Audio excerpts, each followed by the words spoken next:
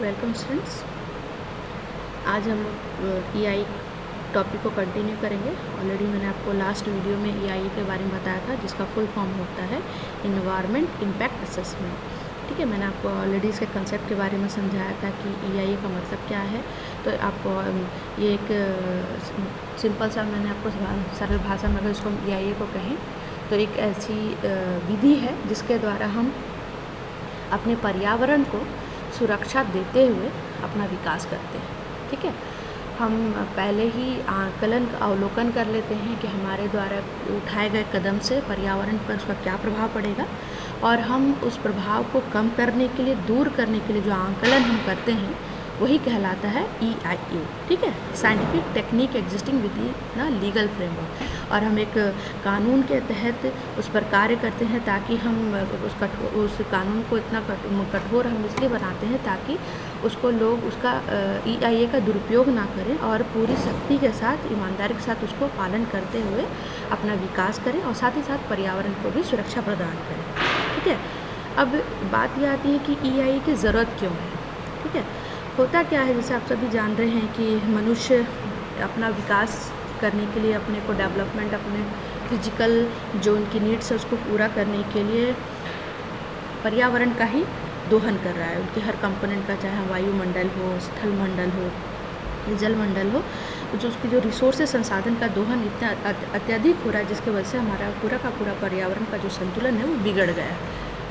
और आगे भविष्य के लिए ये ज़रूरी है कि हम आने वाले भविष्य को एक अच्छा वातावरण, पर्यावरण दें, साथ ही साथ हम अपने पृथ्वी की भी जो लाइफ है उसको लंबा कर सकें। क्योंकि जिस रफ्तार से इंसान तरक्की कर रहा है और पर्यावरण का उसी हिसाब से दोहन हो रहा है, तो वो दिन दूर नहीं जब ये पृथ्वी समाप्त हो जाएगी। इस पृथ्वी पर जो जीवन है वो भी समाप्त हो जाएगा।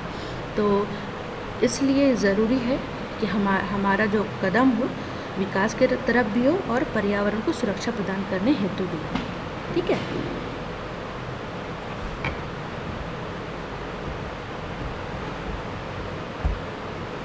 तो आप EIA की आज हिस्ट्री के बारे में जानेंगे। आज इस लेक्चर में हम जानेंगे कि EIA जो कंसेप्ट है इन्वायरमेंट इम्पैक्ट असेसमेंट कहाँ से शुरू हुआ, इसकी नींव कहाँ से पड़ी और इसके पीछे क्या सोच थी। ठीक है, तो started in 1960 as part of increasing environmental awareness.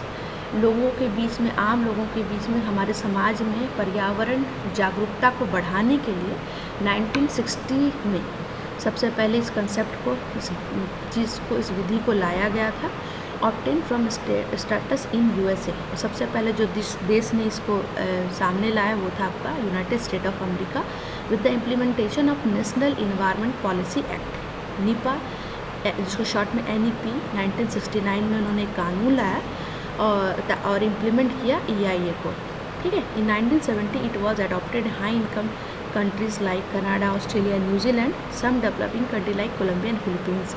तो सबसे पहले विकसित देशों ने इस विधि को अपनाया और साथ ही साथ जब इसके फ़ायदे दिखाई देने लगे तो देखा देखी विकासशील देश जैसे कोलंबिया, फिलीपींस, ये सब कंट्रियों ने भी अपनाना चालू किया। In mid 1980s World Bank adopted EIA for major development projects. 1980 में वर्ल्ड बैंक ने भी इस चीज़ को लागू कर दिया कि कोई भी प्रोजेक्ट में ये बैंक तभी फंड करेगी जब पहले से ही उस प्रोजेक्ट का पर्यावरण आंकलन कर लिया गया हो, और जो भी ज़रूरी कदम उठाने हैं पर्यावरण को सुरक्षा प्रदान करने हेतु उस प्रोजेक्ट के दौरान, वो सब भी पहले से सोच लिया गया हो। तभी वर्ल्ड बैंक भी ऐसे प्रोजेक्ट को लोन या फाइनेंशियली सपोर्ट करेगी। ठीक है, इंडिया में इसका अडॉप्शन 1990 में हुआ था formally, and made many other developing nation also formulated regulation.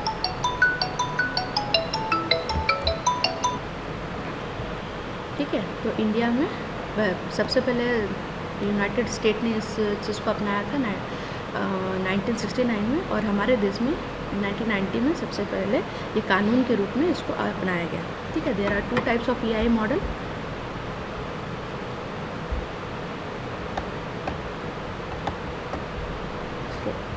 पहला है आपका एडमिनिस्ट्रेटिव मॉडल,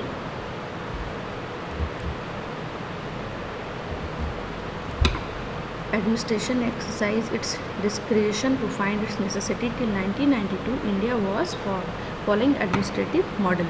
ठीक है, तो दो तरह का EIA का मॉडल है, एक एडमिनिस्ट्रेटिव, एक है statue model. Statue model enacted law compulsory. EIA को मॉडल को अपनाने का दो स्तर पे हमारे देश में काम चल रहा है। 1992 में सबसे मतलब एडमिनिस्ट्रेटिव मॉडल को अपनाया गया था, उसके बाद इसको इस EIA को कानून के रूप में इसको लागू कर दिया गया था और ये इसलिए इसको स्टैचू मॉडल का भी नाम दिया गया है। ठीक है, अब रेगुलेशन रिलेटेड टू, अब इंडिया में EIA से रिलेटेड क्या क्या कानून बने हैं उसके बारे में जानकारी आपको दे दूँ। तो EIA notification are publish by central government in exercise of the power conferred by clause A of sub rule 3 of rule 5 of the environment protection act 1986। Some of the key notification related to EIA as follow. आपको बता दूं EIA की जो notification है वो environmental protection act, जिसको हम लोग सुरक्षा अधिनियम, पर्यावरण सुरक्षा अधिनियम बुलाते हैं 1986 से, उसके अंदर इस क्लॉज को डाला गया और उसके अंदर क्या क्या चीज़ें वर्णित है उसके बारे में आप लोग को बता दूं कि EIA नोटिफिकेशन डेटेड 27/1/1994 में सबसे पहला जो कानून EIS पे बेस्ड आया था, first EIA regulation making environment clearance mandatory. मतलब जब भी आप कोई प्रोजेक्ट आपको काम करना है या कुछ भी, अगर आप अपने डेवलपमेंट को लेके या एक बिज़नेस सेटअप भी कर रहे हैं तो आपको इन्वायरमेंट क्लियरेंस को शॉर्ट में इसी लेना ज़रूरी हो जाता है। जहाँ पे भी आप बना रहे हैं ज़िला स्तर पर, राज्य स्तर पर आपको इन्वायरमेंटल क्लियरेंस लेने की ज़रूरत होती है, तभी आप उस प्रोजेक्ट को आगे बढ़ा सकते हैं। वो इस कानून की सबसे पहली बात है। मेजर अमेंडमेंट क्या है? April 1997 making public hearing as a part of the assessment procedure to ensure participation of local people stakeholder in development activities. कभी कभी क्या होता है कि जो बड़े बड़े जो बिजनेसमैन्स होते हैं वो आसानी से एनवायरमेंट क्लियरेंस ले लेते हैं कि हमारे प्रोजेक्ट से किसी भी प्रकार का पर्यावरण में कोई नुकसान नहीं पहुंचेगा, पर जहाँ पर ये प्रोजेक्ट लगाया जाता है वहाँ पे आम लोग इस चीज़ को ज़्यादा अच्छे से समझ सकते हैं। तो इस कानून में एक ये संशोधन लाया गया कि वहाँ जहाँ पर किसी भी प्रकार का प्रोजेक्ट चलाया जा रहा है और वहाँ के लोगों को ऐसा लगता है कि इस प्रोजेक्ट से वहाँ के लोगों को या पर्यावरण को नुकसान पहुँचेगा, तो वो इसके अगेंस्ट केस दायर कर सकते हैं और उस पर सुनवाई भी होगी। ठीक है, ये इस कानून का संशोधन अप्रैल 1997 में किया गया था। फिर EIA notification 14 September 2006 the latest notification mandating EIA study, several notification constituting the formation of state environmental impact assessment authority. ये एक संशोधन ये हुआ कि पहले उसको सेंट्रल यानी केंद्रीय स्तर पर लागू किया गया था और केंद्र ही उस पूरी तरीके से इस कानून को फॉलो कराना की जिम्मेदारी केंद्र सरकार के ऊपर थी। पर 2006 में एक अमेंडमेंट, एक संशोधन लाया गया जिसके द्वारा EIA का स्टेट यानी राज्य स्तर पर एक संस्था बना दी गई जो कि राज्य स्तर पर होने वाले प्रोजेक्ट्स या कोई भी एक्टिविटीज़ को देखेगी और उसी हिसाब से इन्वायरमेंट क्लियरेंस भी देगी। ठीक है, major amendment to this notice amended dated 1 December 2009। उसके बाद फिर एक और अमेंडमेंट हुआ इस कानून में। देखिए इस अमेंडमेंट के अंदर आपको क्या क्या प्रोजेक्ट्स हैं जिसके आपको क्लियरेंस लेने की ज़रूरत है उसकी पूरी लिस्ट दी हुई है। ठीक है, any person who desire to undertake any new project और एक्सपेंशन और modernisation of any existing project list in schedule to the notification cell submit an application to the secretary ministry of environment new Delhi for seeking environmental clearance schedule. अब देखिए जितने जो project की पूरी list है, अगर आपको नया प्रोजेक्ट लेना है या ऑलरेडी आप वो प्रोजेक्ट पे काम करें उसको आपको बढ़ाना है या कुछ नई तकनीक आपको उस प्रोजेक्ट में लानी है तो आपको एप्लीकेशन सबमिट करना पड़ेगा और इन्वायरमेंटल क्लियरेंस लेनी पड़ेगी। और अब आपको बता दूँ वो कौन कौन से प्रोजेक्ट हैं, तो देख लीजिए nuclear power age related project, river valley project यानी रिवर वैली मतलब जो भी बांध बनता है, hydel power major irrigation and their combination including flood control या बांध मतलब बाढ़ को रोकने के लिए या सिंचाई हेतु जो कोई परियोजना चलाई जा रही है, port harbour airports, petroleum refining including crude and product pipelines, chemical रासायनिक उर्वरक बनाने की जो फैक्ट्रीज होती है या उससे रिलेटेड कोई प्रोजेक्ट, पेस्टिसाइड्स हो गए, ठीक है, पेट्रोकेमिकल कॉम्प्लेक्स, मतलब उसके बाद oil and gas explosion, synthetic rubber, pulp paper, newspaper, dye cement, यानी किसी भी तरह का अगर आप इंडस्ट्री सेटअप कर रहे हैं, थर्मल पावर प्लांट हो गया, फाउंड्रीज हो गए, मतलब इन सब के लिए आप अगर आप प्रोजेक्ट पे आपको लगाना है या काम करना है तो आपको इन्वायरमेंट क्लियरेंस लेना ज़रूरी है, ठीक है। ये कुछ लिस्ट दिए हो गए कि हमारे देश में इस कानून के अंतर्गत आपको ये अगर आप फैक्ट्री लगाते हैं या कुछ करते हैं तो आपको ज़रूरी है कि आप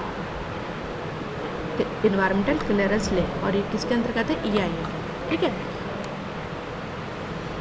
environment clearance will not be required for item falling under entry, ये जितने सीरियल नंबर दिए हुआ the schedule if the investment less than 50 crore, अगर 50 करोड़ से कम की लागत पे यानी छोटा सेटअप है तो आपको इन्वायरमेंट क्लियरेंस लेने की ज़रूरत नहीं है। पर अगर any item reserve from small scale industry sector with investment less than 1 crore will not required, और 1 करोड़ से नीचे का अगर आप कोई इंडस्ट्री सेटअप कर रहे हैं, छोटे पैमाने पर कर रहे हैं और उसका 1 करोड़ से कम है तो भी इन्वायरमेंट क्लियरेंस की ज़रूरत नहीं पड़ती, ठीक है।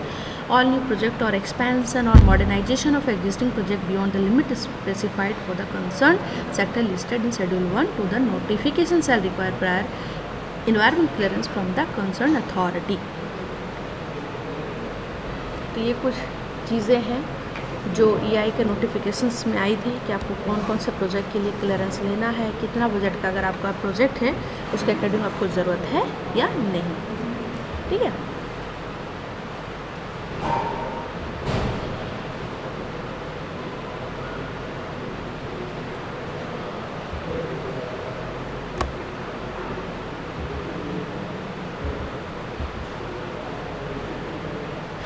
अब बात कर रहे थे प्रोसीजर के बारे में कि EIA को कंडक्ट कराने के लिए क्या विधि प्रोसीजर है एंड इन्वायरमेंट क्लियरेंस आपको कैसे मिलेगा, ठीक है। तो उसके लिए पहले स्टेज 1 है screening, require only for category B project. In case the project fall under B1 category the EIA study is required, for B2 category EIA study is not required.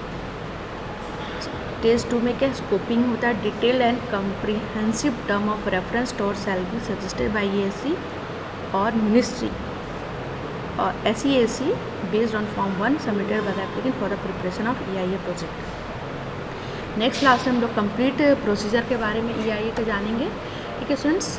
आज के लिए इतना ही, थैंक यू।